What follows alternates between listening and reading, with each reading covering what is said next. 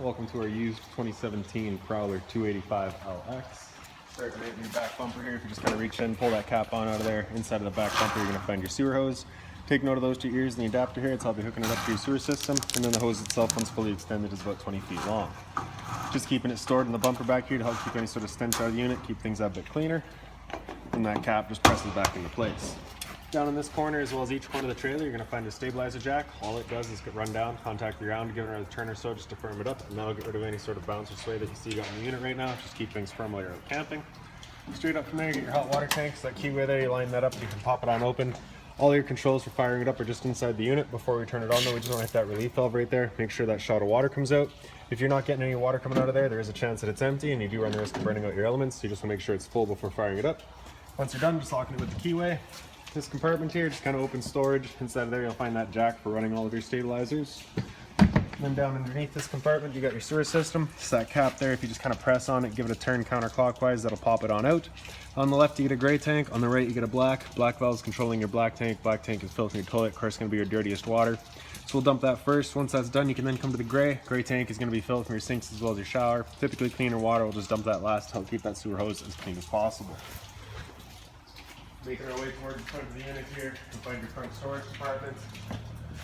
Just pop that guy on open. Inside of here, you'll find your water hose. Inside of that water hose, you're going to find a park adapter. So your 30 amp short cord to plug into there, 15 amp you can plug into a standard household outlet. So if you're looking to plug in if you're looking to charge your batteries or run your fridge, you got the power to do so. Around front of the unit, you get this black box here. It's your battery box. Your battery is housed right inside of there. As long as you're plugged into that short cord in the back or your 7-pin to your tow vehicle, that battery will be charging for you.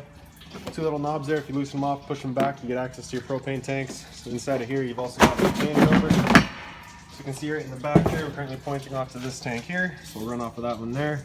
Should go blank, just letting you know you've got propane in the system. If it were to go red, it's just letting you know you no longer have any propane there. At that point, just close it off, flip to the other tank, run off of this one while you get the other one filled. In front's your standard tongue jack, one way's up, other way's down. Other end of your storage compartment here. Inside of here, you're going to find a little light switch. Just turns on the two lights in here as well.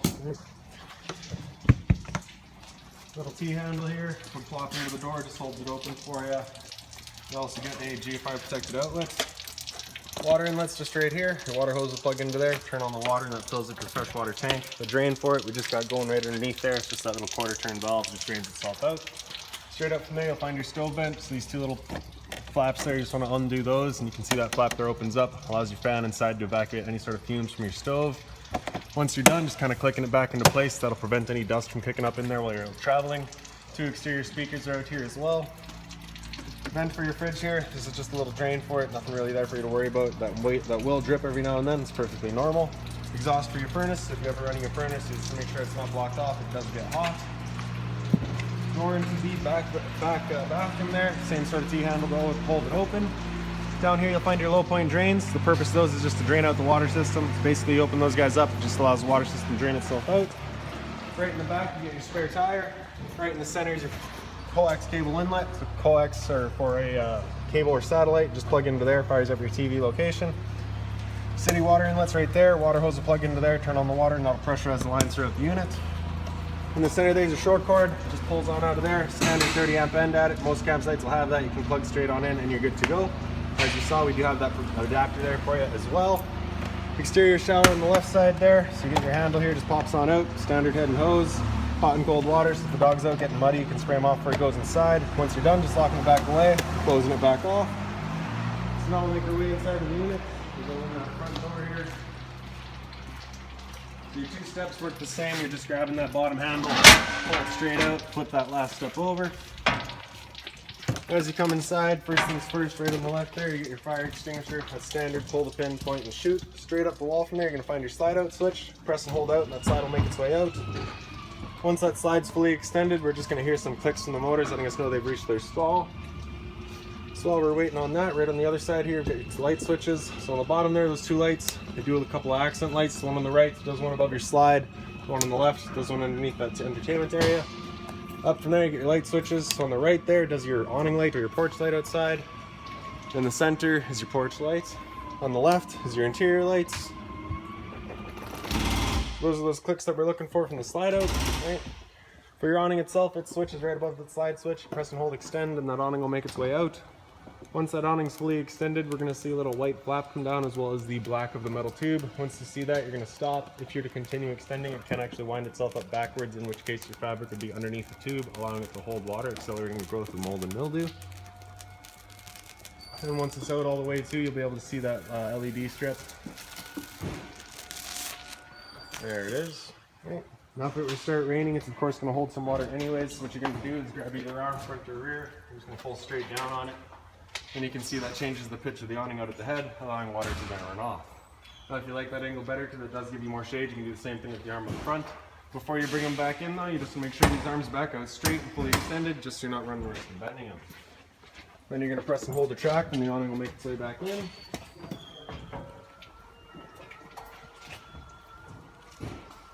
Again, you're just going to watch to make sure that your fabric stays over top of the tube. And the last thing to keep in mind with drowning is it does catch a lot of wind. So once you get up to about 15-20 kilometers an hour wind, you want to bring it back in. Again, just so you're not running the risk of bending your arms.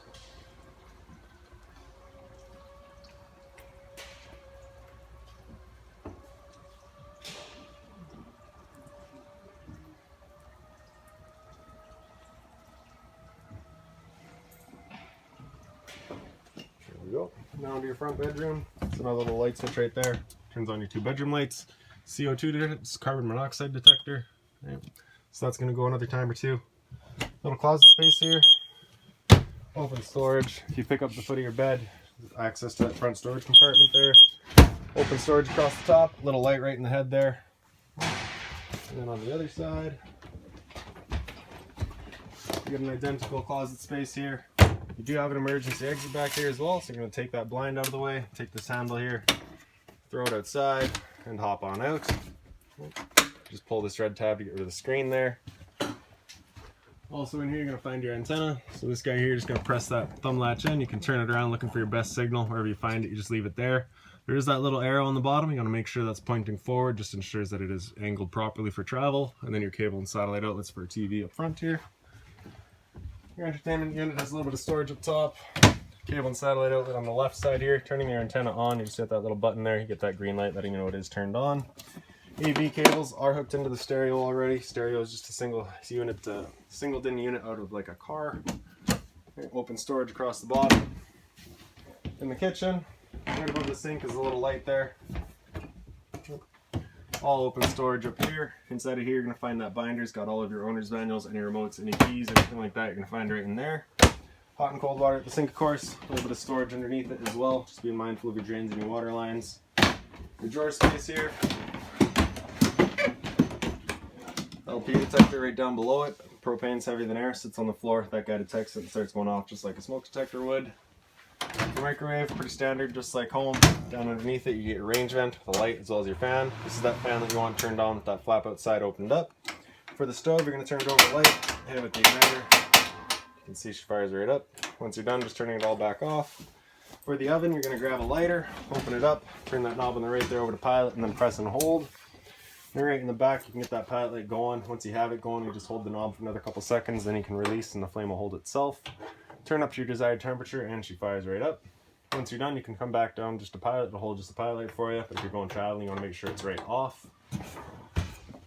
Right, fridge right beside it. So on the left there's your power button. You can have that button come in, it's going to fire up. If this button is out, it's going to run on gas. If that check light there comes on, it's just letting you know it hasn't fired up at that point, off, back on to reset it. The button on the right there with it at auto, it's going to first look for AC power. If AC power is taken away, it'll automatically flip over to gas. Freezer up top, and your fridge down low. Temp selection in the top right corner there. Underneath the fridge is the return air for your furnace, so just make sure it's not blocked off. Right, little pantry space here. Underneath that's your converter. Press the top at the center to pop it on open. All of your breakers are in the middle here. Whenever a breaker breaks, it sits in the center, so just turn it off and then back on to reset it. All of your fuses are on the right side. Whenever a fuse pops, you get a little red LED right beside it letting you know exactly which one went. Closet space here. A bit more storage space. And then your bathroom. So inside of here, your lights are up on the right side there. So the right side switch does your lights. The one in the center does a porch light outside. And the one on the left does your ceiling fan. The tub here, so you have your shower there of course as well. So hot and cold water, standard head and hose. Toilet just flips on open and you get your flusher on the right side. Hot and cold water, the sink of course, a little bit of storage underneath it. Again, just being mindful of your drains and your water lines. G5 protected outlet right behind it, test on the bottom, reset on top. So if you ever have outlets that don't work, it's the first thing you should check. Monitor panels up above that, water pump switches on the bottom left there. Turn that switch on, turns on your water pump, drawing out of your fresh tank to pressurize your lines. Water heater on gas is in the center here. Turn that switch on, it'll fire up on gas. If that red light there were to come on, it's just letting you know it hasn't fired up. At that point, just off, back on to reset it. Water heater on electricity is on the right side. Monitor systems themselves, so on the left side you have battery. You can see we're currently C for charging. G would be good, F is fair, L is low. Fresh tank, as you fill that up, we'll go to a third, 2/3 and full. Same idea for your black and your gray tanks. The bunk spaces, both identical. Just the only difference being the top bunk has the switch right here. The bottom bunk is the switch right at the light itself. The little ladder here, just put that on up, fold it on out. Do take note of the fact it crosses over your slide, so if you're running your slide, you want to make sure that this guy is tucked away properly. Thermostat's right beside it.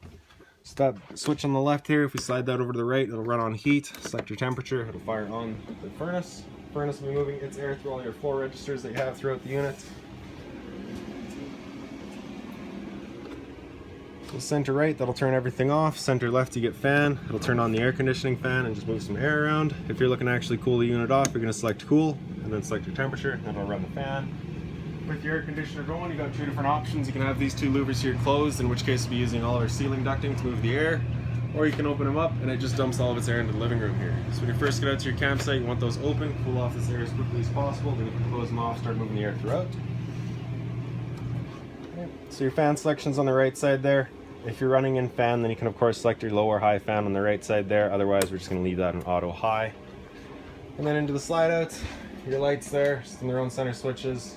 The table here just folds on down. It's got a little ledge going all the way around the dinette that it will then sit on. You take your two back cushions there to fill in the middle here, and that creates your bed.